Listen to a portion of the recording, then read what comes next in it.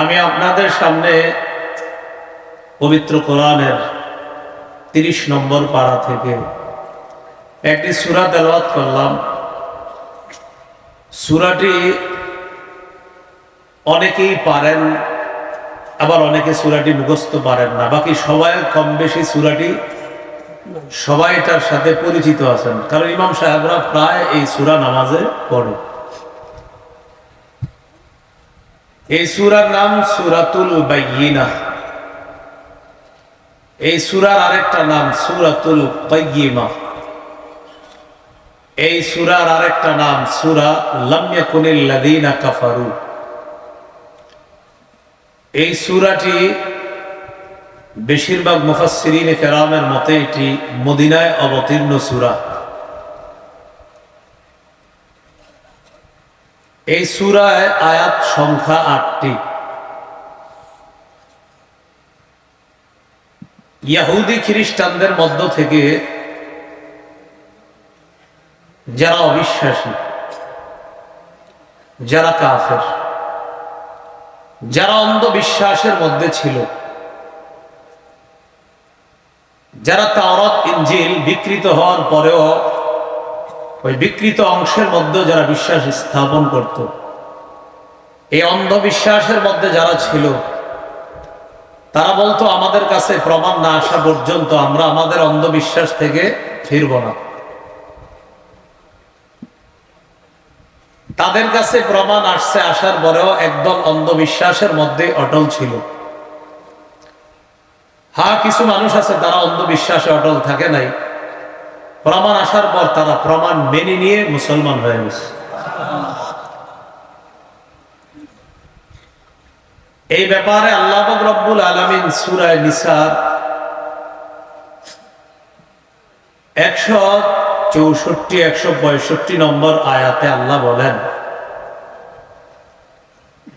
وَرُسُلًا قَدْ قَصَصْنَاهُمْ عَلَيْكَ مِنْ قَبْلُ وَرُسُلًا لَمْ نَقْصُصْهُمْ عَلَيْكَ। অনেক রাসূলদের ঘটনা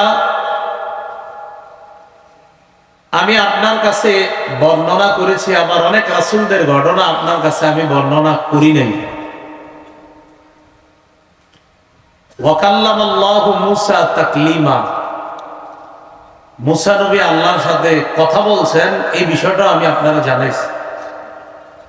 অনেক রাসূলদের ব্যাপারে আমি আপনাকে জানিয়েছি, অনেক রাসূলদের ঘটনা ইতিপূর্বে আমি আপনাকে বলেছি, আবার অনেক রাসূলদের ঘটনা আমি আপনাকে বলি নাই।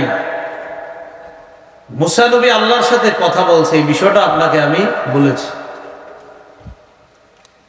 রুসুলাম মুবাশশিরিনা ওয়া মুনজিরিনা। অনেক রসুল আছে যাদেরকে আমি পাঠিয়েছি সুসংবাদদাতা হিসাবে। রসুলদেরকে দুনিয়াতে আমি আল্লাহ পাঠিয়েছি মুবাশশিরিনা, জান্নাতের সুসংবাদ দেওয়ার জন্য, ওয়া মুনজিরিনা, জাহান্নাম থেকে ভয় দেখানোর জন্য। এটা কেন করেছি জানেন? লিআল্লা ইয়াকুনা লিন-নাসি আলাল্লাহি হুজ্জাতুম বা'দার রুসুল। যেন রসুলরা আসার পর আল্লাহর বিরুদ্ধে মানুষের অজুহাত দাঁড় করাইতে না পারে। কিছু মানুষ আছে যাদেরকে আমরা বাংলায় বলি তেরা প্রকৃতির। তারা বলে যে ওইটা হলে আমরা মানব, কিন্তু ওইটা হওয়ার পরেও মানে না। তো আল্লাহ বলেন এই জাতীয় কিছু মানুষ আছে যারা, আমি আল্লাহকে এই কথা বলার সুযোগ ছিল, আল্লাহ আপনি তো আমাদের কাছে কোনো সুসংবাদদাতা পাঠান নাই, আপনি তো আমাদের কাছে কোনো সতর্ককারী পাঠান নাই, তাই আপনারে মানি নাই। আল্লাহ বলেন আমি আল্লাহর বিরুদ্ধে যেন তারা কোনো অজুহাত দাঁড় করাইতে না পারে, তাই আমি রসুলদেরকে সতর্ককারী এবং সুসংবাদদাতা হিসাবে পাঠিয়েছি, যেন আমার বিরুদ্ধে কোনো অজুহাত দাঁড় করানোর সুযোগ না পায়। এই জন্য আল্লাহর বিরুদ্ধে অজুহাত দাঁড় করানোর কোনো সুযোগ নেই। ওয়া কানা আল্লাহু আজিজান হাকীমা।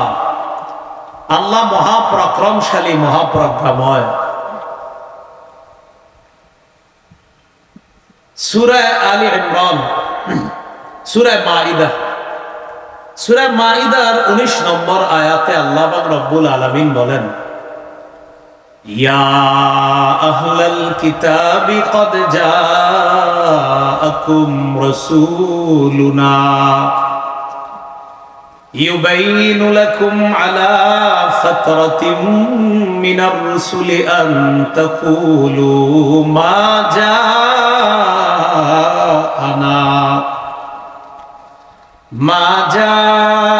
মিন বাশিরিন ওয়ালা নাযীর ফাকাদ জাআকুম বাশিরুন ওয়া নাযীর ওয়াল্লাহু আলা কুল্লি শাইইন কাদির। হে আহলে কিতাবগণ, তোমাদের কাছে আমার রসূল এসেছে। রসূলের ফাতরতের সময়, লম্বা একটা সময়, ঈসা থেকে আমার নবী পর্যন্ত লম্বা একটা সময় দুনিয়াতে কোনো নবী আসে নাই। এরপর আমার নবী তোমাদের কাছে আসছে। আসার পর ইউবাইয়িনু লাকুম, তোমাদেরকে স্পষ্ট ভাবে সব বর্ণনা করছে। কেন জানো? আন তাকুলু মা জাআনা মিন বাশিরিন ওয়ালা নাযীর, যেন এই কথা তোমরা বলতে না পারো আমাদের কাছে কোনো সুসংবাদদাতা আসে নাই, আমাদের কাছে কোনো সতর্ককারী আসে নাই, এটা যেন বলতে না পারো। তাই আমার নবী তোমাদের কাছে গিয়ে তোমাদের কাছে সব স্পষ্ট বর্ণনা করেছে, যেন এই কথা বলার সুযোগ না পাও যে আমাদের কাছে সুসংবাদদাতা আসে নাই, সতর্ককারী আসে নাই, এটা বলার সুযোগ নাই। ফাকাদ জাআকুম বাশীরুন ওয়া নাযীর, অবশ্যই তোমাদের কাছে এসেছে সুসংবাদদাতা এবং সতর্ককারী। ওয়াল্লাহু আলা কুল্লি শাইইন কাদির, আল্লাহ সব কিছুর উপর ক্ষমতাবান। তাহলে বলেন তো, আল্লাহর বিরুদ্ধে অজুহাত দাঁড় করানোর কোনো সুযোগ আছে?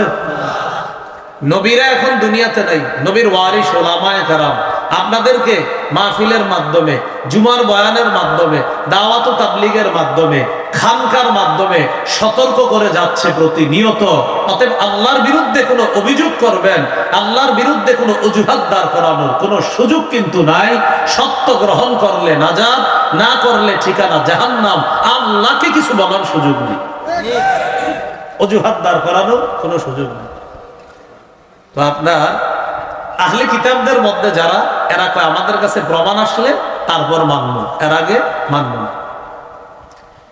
তাদের এই জাতীয় বিষয়গুলা অবগত করার জন্য আল্লাহ পাক রব্বুল আলামিন এই সূরা বাইয়িনা অবতীর্ণ করেছেন।